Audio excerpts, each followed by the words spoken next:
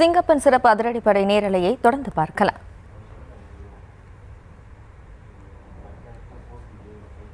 Comes to guarding the country and fellow citizens who trust in us. No match to the spirit of the personnel in khaki, working tirelessly for the well-being of the society and at large. And their incomparable sacrifices prove the sanctity of their duty and promise to the nation.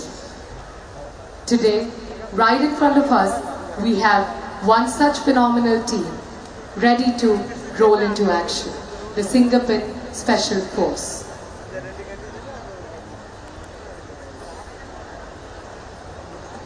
இன்றைய சிறப்பு மிகுந்த நன்னாளில் நம் சிங்கப்பன் சிறப்பு அதிரடிப்படை அணிவகுப்பினை தலைமையேற்று நடத்துகிறார் திருமதி Shahnaz Ilyas IPS அவர்கள். 2ஆம் அணி தளபதியாக திருமதி விஷ்ணுபிரியா ஜெயகணேஷ், துணை காவல் கண்காணிப்பாளர் அவர்கள். 5 அணிகளை கொண்ட நமது சிங்கப்பன் சிறப்பு அதிரடிப்படையின் அணிவகுப்பில் முதல் அணியினை தலைமையேற்று வழி நடத்துகிறார் உதவி ஆய்வாளர் நளினி அவர்கள். தற்போது சிங்கப்பன் அதிரடிப்படை சிறப்பு நிகழ்ச்சியை பார்த்துக் கொண்டிருக்கிறோம். தற்போது நம்முடைய இணைப்பில் முன்னாள் ADGP சுவாமிநாதன் இணைப்பில் இருக்கிறார். வணக்கம் சார். தற்போது சிறப்பு அதிரடிப்படை பொதுமக்களுக்கு புரிகிற மாதிரி காவல்துறை அதிகாரி மொழியில நீங்க எப்படி விவரிக்கலாம் சார்? வணக்கங்க.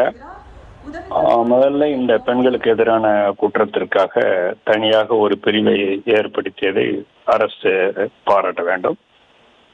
அது வரவேற்கக்கூடியது. ஆனால் நான் அறிந்தவரை, நாங்கள்லாம் இப்போ ஓய்வு பெற்றுட்டு இருக்கோம், அறிந்தவரை ஏற்கனவே பெண்களுக்கும் சிறார்களுக்கும் இழைக்கின்ற குற்றங்களை தடுப்பதற்காக ஒரு பிரிவு நமது காவல்துறையில் இருப்பதாகவும் அந்த பிரிவிற்கு ஒரு அடிஷனல் DGP தலைமையில் இயங்குவதாகவும் எனக்கு நான் அறிகிறேன். அந்த பிரிவிலே இது ஒரு பகுதியாக இயங்க செல்கிறதா அல்லது தனியாக இயங்க போகிறதா என்பது எனக்கு தெரியாது. ஆனால் எப்படி இருந்தாலும் அப்படி ஒரு பிரிவு ஏற்கனவே இருந்தால் அதோடு இதையும் இணைத்து இதனுடைய செயல்பாடுகளை தீவிரப்படுத்துவது நல்லது என்று நான் கருதுகிறேன்.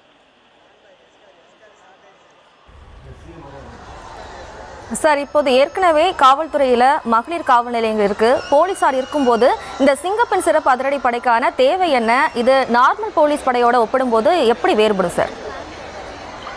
இல்லை, நீங்க காவல்துறை பெண் காவல் நிலையங்கள் இருக்கிறதுக்கெல்லாம் பல்வேறு பணிகள் இருக்குது. அது பெண்களுக்கு எதிராக இழைக்கின்ற குற்றங்களுக்காக மட்டுமல்ல, பெண்களுக்கு தேவையான மற்ற பணிகளை செய்வதற்காகவும் அது இருக்குது. அவங்களுக்கு குறிப்பா சொல்றேன், ஃபேமிலி டிஸ்பியூட்ஸு, ஹஸ்பண்ட் அண்ட் ஒய்ஃப் டிஸ்பியூட்ஸு, அது மாதிரி உள்ள விஷயங்களுக்கு காவல் நிலையத்தில் நிறைய ஒர்க் இருக்கு. அதை அவங்க செஞ்சுக்கிட்டு வர்றாங்க. ஆனால் அந்த காலத்தில் நம்ம கேள்விப்படுற மாதிரி பெண்களுக்கு எதிராக சில கொடுமையான குற்றங்கள் நடக்குது. அது இப்போன்னு இல்லை, தொடர்ந்து நடந்திருக்கு. அந்த குற்றங்களை தடுப்பதற்கு அரசு முயற்சி பண்ணிக்கிட்டு வர்றாங்க.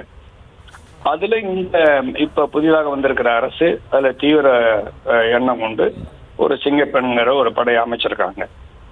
நான் இப்ப இதுல சொல்றதே, ஏற்கனவே இது மாதிரி பெண்களுக்கும் குழந்தைகளுக்கும் எதிராக நடக்கின்ற குற்றங்களை தடுப்பதற்காக ஒரு ஒரு பிரிவு அடிஷனல் DGP தலைமையில இயங்குவதாக கேள்விப்பட்டேன்.